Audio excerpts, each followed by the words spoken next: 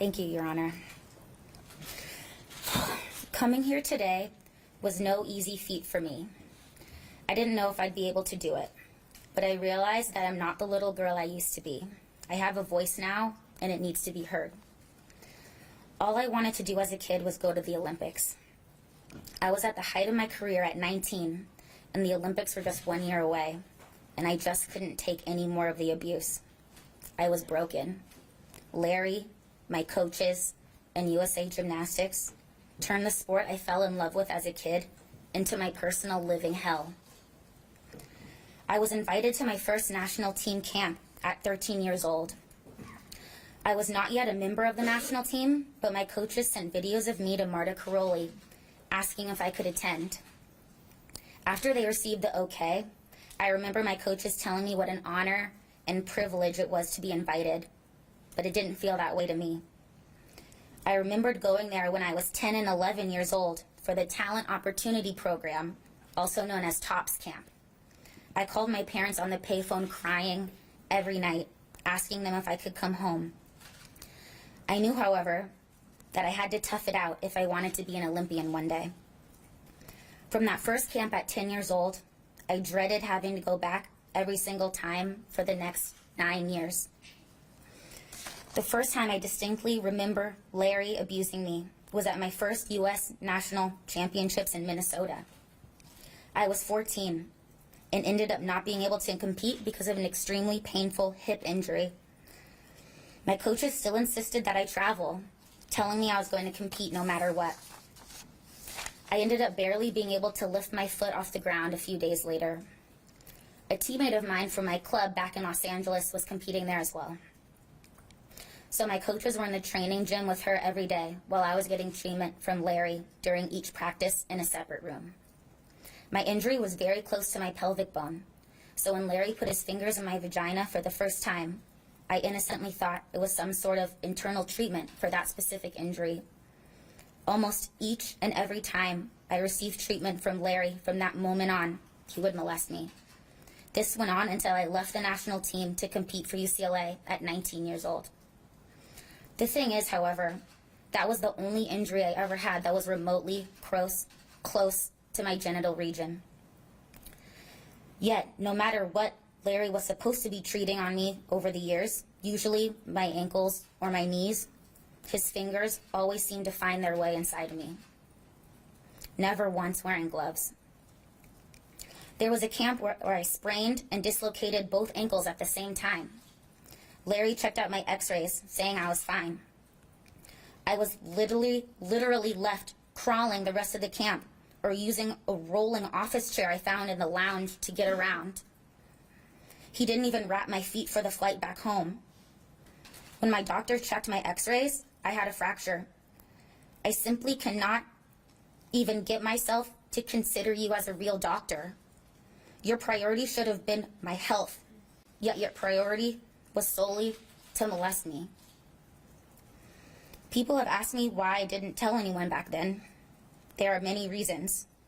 At the time, it hadn't quite registered to me that I was being molested. I still stay up now, racking my brain, wondering how I didn't know. I was so confused. Here's this man, who was supposed to be the most renowned doctor in the U.S. gymnastics community, who was also charismatic and one of the only nice adults I had in my life at the time. He would even give us candy or junk food, which was completely forbidden. I just couldn't comprehend that someone like him could do something so awful. On top of that, who was I going to tell? Certainly not my coaches, who I was afraid of. I also didn't tell my fellow teammates because the times he treated me at the ranch, besides when we were traveling and would get treatments in his room, it happened to be in the same room as all of them. A lounge where we would watch TV on a big couch and the treatment tables were behind it. I figured if he is doing this in front of my friends, it can't be that bad, right?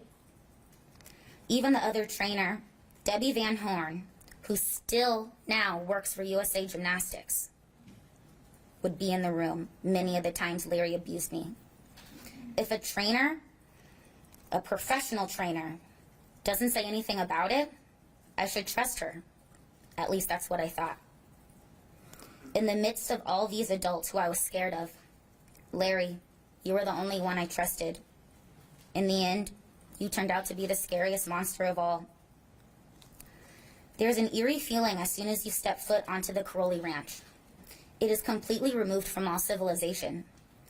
In the case of an emergency, the closest hospital is so far away, you need to be helicoptered there. To get to the ranch, you must drive up a dirt road for what seems like an eternity, and the closest civilization is a high-security prison 30 miles away. On top of that, there is no cell service. It's completely isolated, and that's no mistake. That is how the Carolis wanted it. We lived off the snacks that we had to sneak in our luggage. I eventually spiraled into a very intense and destructive eating disorder for 6 years. I took anywhere from 5 to 15 laxatives without missing a single day for those 6 years, thinking that was the only way to stay skinny enough and therefore be liked by my coaches and the national team staff. Depending on the day, I would have 6 or 7 hour practices 6 days a week, hopefully getting a break if I was doing well enough that day. And I wouldn't eat all day until practice was over. I would even have days where I'd go a whole practice without taking a sip of water until it was over, then gorge myself when I got home. Almost every day I felt like I would faint after each routine. I honestly don't know how I managed not to. Around the age of 15 or 16, I would start getting panic attacks before leaving to go to the ranch. One time, I was so desperate not to go, I thought faking an injury bad enough was the only way out. I was taking a bath when I decided to push the bath mat aside, splash water on the tiles, get on the floor, and bang the back of my head against the tub hard enough to get a bump, so it seemed like I slipped. My parents immediately took me to the hospital because they thought I had a concussion. I was willing to physically hurt myself to get out of the abuse that I received at the ranch. When I attended the next camp, Marta Caroli approached me and said, "You know what? Kim's mescal fell out of the top bunk in the cabins here and she didn't miss practice the next day." She did not say another word to me for the rest of the camp. It makes me so sad to think about how desperate I was at that time. Feeling as if that was the only way I could ensure not having to go to camp.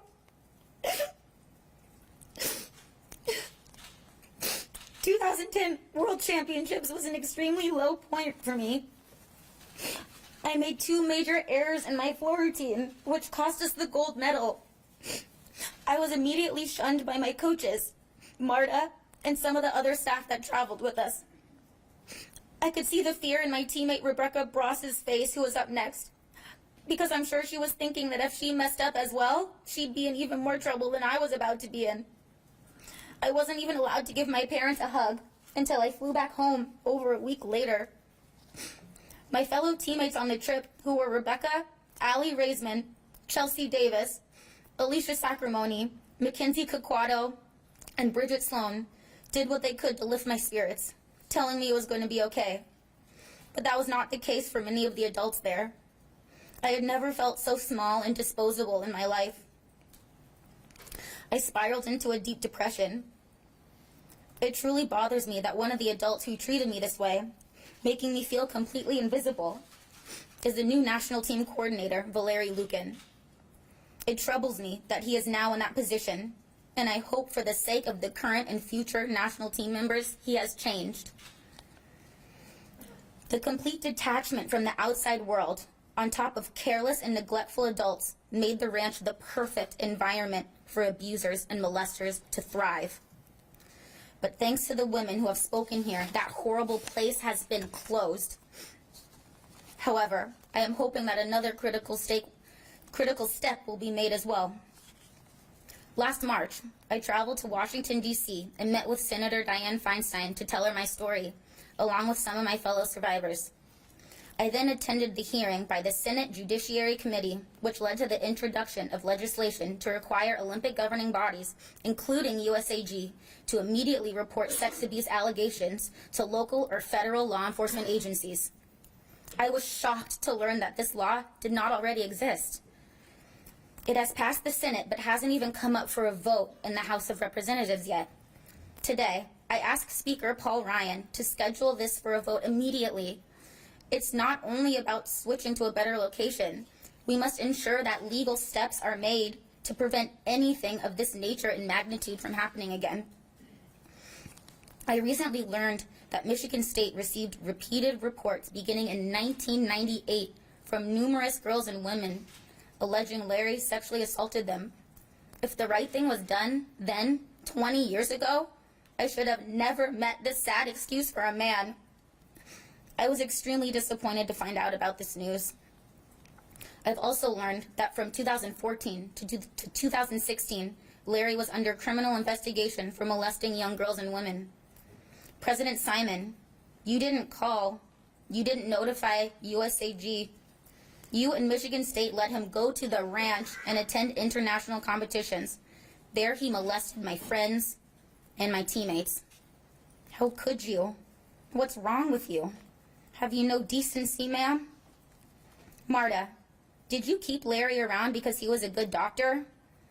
Or did you really keep him around because he let us compete when we were injured and was willing to keep your secrets? Larry, I trusted you. I believed you were a kind person. I believed you were on my side. I thought you cared about me and my well-being. We would joke around, and you'd even listen when I'd tell you how mean my coaches and Marta was. I truly thought you understood. You took complete advantage of my innocence. Your kindness was simply a ploy to molest me every chance you got. I can't even put into words how much I fucking hate you.